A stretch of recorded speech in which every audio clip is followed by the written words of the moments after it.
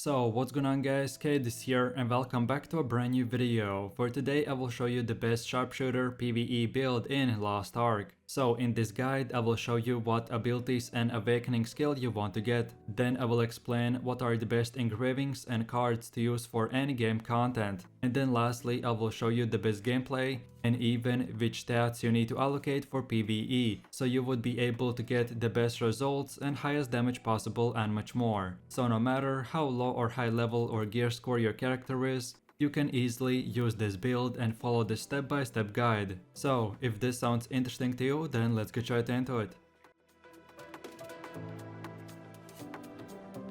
So the Sharpshooter has skills with low cooldowns and quick animations. The monster clearing speed might be slower than compared to other classes, but his mobility helps in avoiding hits and dealing consistent damage to the enemies during the leveling and dungeon farming process. So then at the endgame we will be using the Death Strike engraving, which will revolve around building the Sharpshooter's meter. In addition, some skills have tripods which will boost the speed in which you will be able to fill this meter to full. So when your Hawk meter is at full, you can activate the Summon Silver Hawk to gain access to Wings of Storm and Last Rush abilities, which will do huge amount of damage and much more. So if you are looking for the best leveling, raiding, chaos dungeon or any other PvE content build, then this is the one for you. Okay, so now let's move over to the build itself, and these are the skills you want to have. So then for the first ability we have the Atomic Arrow, and this time we use just 4 levels to unlock the amplified damage, and then lastly for your rune you want to get the Bleed. Then for the second ability we have the Arrow Wave, and we use 10 levels to select the Enhanced Arrow, Slow Tide and Wave Streak. And then for your rune you want to get the Gale Wind. Then for the next one we have the Charged Shot ability,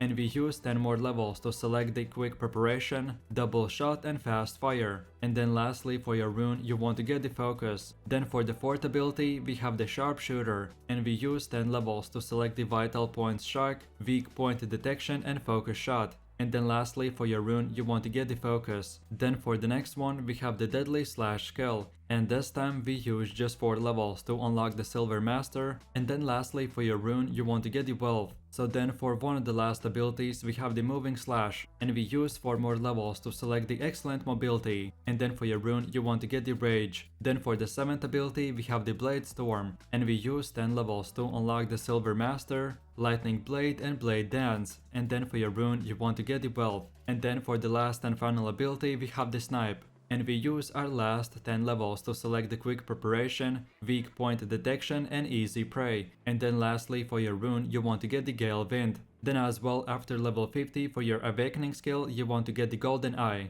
But if you haven't reached level 50 yet, then here's a specific guide on which abilities you should upgrade first while leveling with the Sharpshooter. And then on top of all this, focus on equipping as high item level gear as you can. And then at the endgame you should have 900 crit, 300 specialization and 400 swiftness. But again, if you haven't reached this point yet, then try to have around 60% stats into crit, 20% stats into specialization, and then the rest 20% stats into swiftness. Okay, so then the way I would recommend to upgrade this build is at level 50, you will get around 250 points. So this is how your build should look like. But then by doing more and more endgame content you will get more points. And at the absolute endgame, this is how your build should look like with all the 410 skill points. So at the start you use the 252 point build, and then by leveling up and completing quests you will get more points. So just keep on improving your skills and getting higher tier runes as well. So then let's move over to the engravings, and you want to get the Death Strike.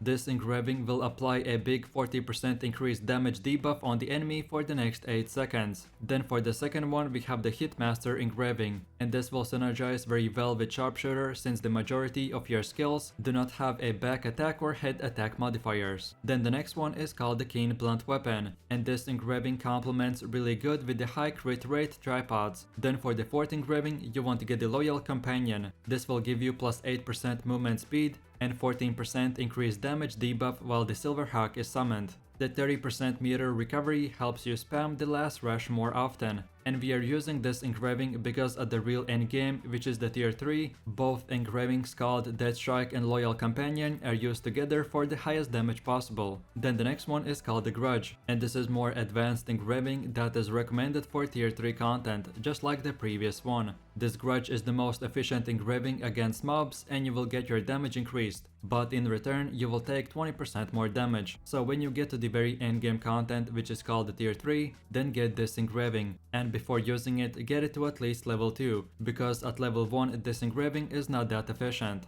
And then for the last engraving we have the Cursed Doll, and this is a significant attack power increase at the cost of 25% healing penalty. This penalty can be offset by paying more attention on dodging red AoE circles or by using healing potions more often. So then in a quick summary, I would recommend to get the top 3 engravings first and then the bottom 3.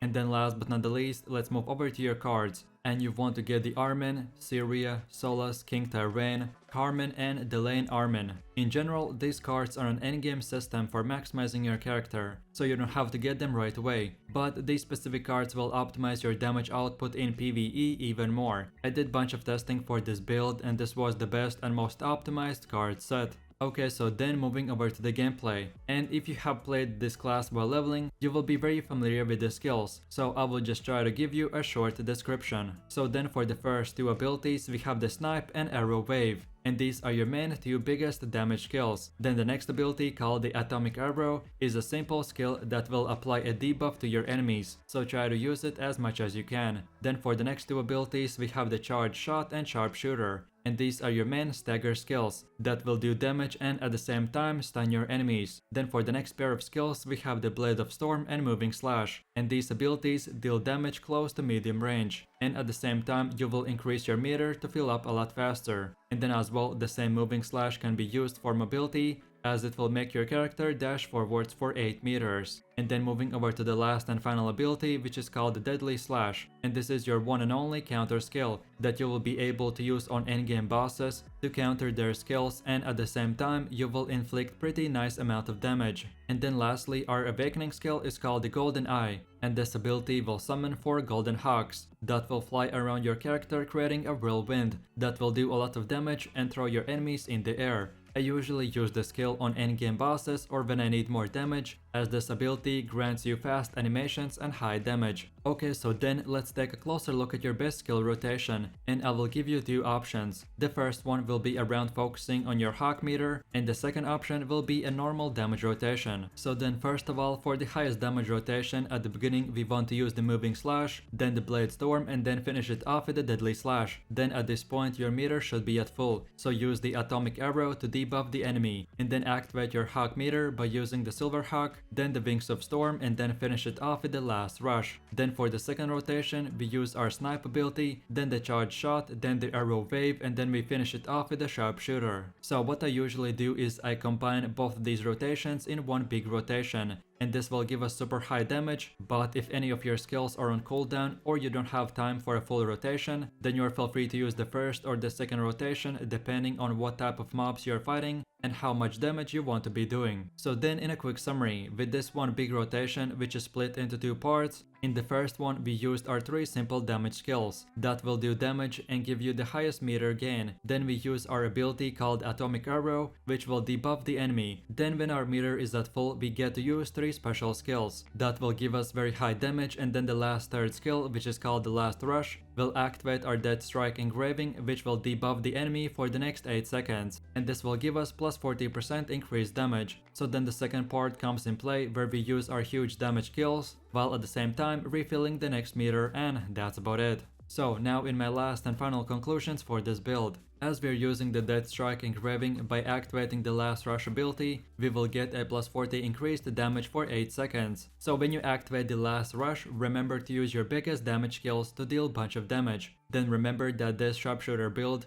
focuses on getting high crit stats on all the accessories, and then the specialization stat on your necklace. And then lastly, the Sharpshooter class is not a fully ranged character, as you might otherwise believe. So to generate identity for your meter, you will have to get into a melee range for Moving Slash, Deadly Slash, and Blade Storm. So be careful about your positioning in endgame dungeons, and that's about it. So I really do appreciate everyone for watching, guys, and I hope you enjoyed it. If you have any suggestions, feedback, or other good Lost Ark PvE classes that you would like to see in the next video, then feel free to leave your comments in the comment section down below. And while you're doing that, please click like, subscribe, and enable that notification bell, so this way you could support the channel and you won't miss any more amazing content from me. With all this said, you have an amazing day, and I'll catch you in my next video. So take it easy, peace. Yo, I ain't here for